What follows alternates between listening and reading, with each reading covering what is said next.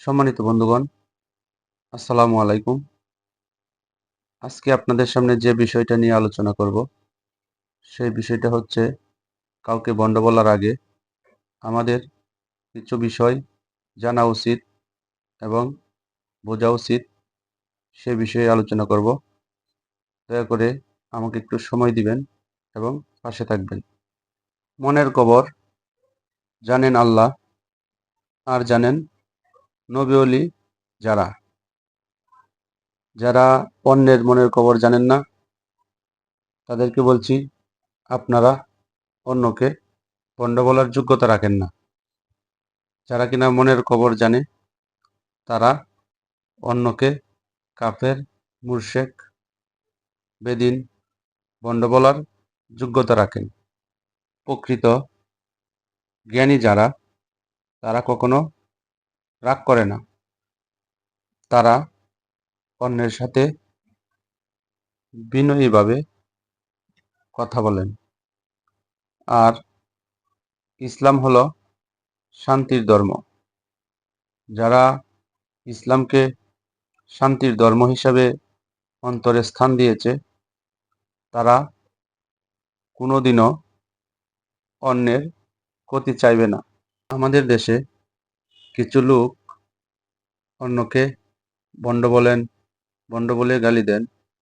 ভাই, শিক্ষা আর এলেমের অহংকারে কাউকে ভণ্ড বলে গালি দিবেন না।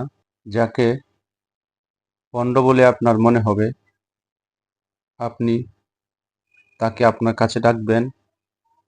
না হয় আপনি নিজেই পার্সোনালিভাবে তার সাথে কথা বলার চেষ্টা করবেন। আপনি অবশ্যই তার সাথে বিনয়ীভাবে কথা বলবেন।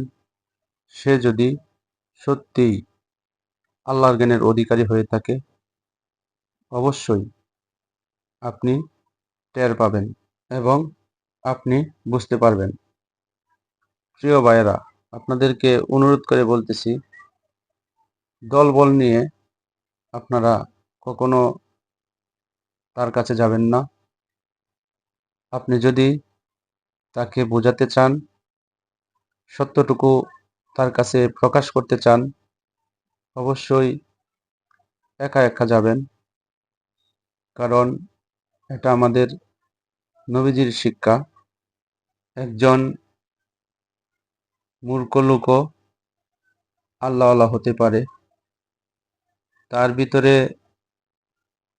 কোরআন হাদিসের অক্ষর জ্ঞান শিক্ষা নাও থাকতে পারে, কিন্তু তার ভিতরে আল্লাহর প্রতি প্রেম, নবীজির প্রতি ইশক, নবীজির প্রতি মহব্বত থাকতে পারে। কার দিলে কি ভাব, তা আমরা সাধারণ মানুষ কখনোই জানি না। তাই কাউকে ক্ষতি করার চিন্তাভাবনা আমরা যেন না করি। প্রিয় ভাইয়েরা, মানুষ মানুষ হিসাবে সর্বপ্রথম সকলকে সম্মান করতে হবে।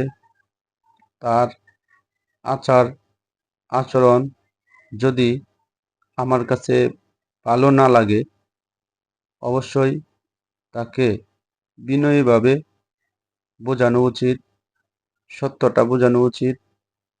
যদি সত্যটা সে মেনে নেয়, তবে তার মুক্তি নিশ্চিত। এতে আপনিও উপকৃত হবেন, সেও উপকৃত হবে। আর প্রিয় ভাইয়েরা, বিশেষ করে কারো গায়ে হাত তুলবেন না। এগুলা আমার নবী সাল্লাল্লাহু আলাইহি ওয়াসাল্লাম কোনোদিনও করেন নাই। ইসলাম সেটাকে সমর্থন দেয় না। ইসলাম হলো শান্তির ধর্ম। প্রেম বিলিয়ে দিতে হবে। মানুষ প্রেমে মুগ্ধ হয়ে আমাদের ইসলামটাকে মেনে নিবে। আমাদের এই ইসলাম ধর্মটা শান্তির ধর্ম। আমরা সেটাকে যে পদ্ধতিতে নবী পাক সাল্লাল্লাহু আলাইহি ওয়াসাল্লাম আমাদেরকে শিক্ষা দিয়ে গেছেন, সেই পদ্ধতিটুকু অবশ্যই আমাদের মেনে নিতে হবে। প্রিয় ভাইয়েরা, আপনারা ইতিহাস তো অবশ্যই জানেন। প্রখ্যাত একজন মাওলানা ছিলেন, মাওলানা জালালউদ্দিন রুমি রহমাতুল্লাহ আলাই। উনি কিন্তু এমন এলেমের অধিকারী ছিলেন, এত কিতাব তিনি অধ্যয়ন করেছিলেন। তিনি লিখেছিলেন যে কিতাব 60টি উটের উপরে বোঝাই করে যতগুলো কিতাব নেওয়া যায়, এতগুলো কিতাব তিনি অধ্যয়ন করেছিলেন। কিন্তু তিনি আল্লাহ প্রাপ্ত হতে পারেন নাই। তাই তিনি একজন পাগলের কাছে ধরা খেয়ে গেলেন এবং উনার কাছে বায়াত গ্রহণ করলেন এবং তিনি আল্লাহকে পেলেন। তাই বলি, প্রকৃতপক্ষে একজন সাধারণ মানুষ সেও আল্লাহ হতে পারে, একজন মূর্খ মানুষ সেও আল্লাহ হতে পারে, তার ভিতরেও এলেম থাকতে পারে।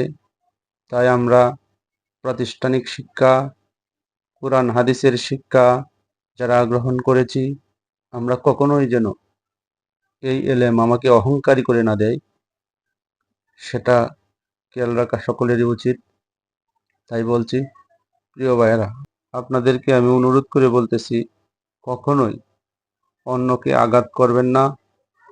নিজে বুঝাবেন, প্রেম দিবেন, ভালোবাসা দিবেন।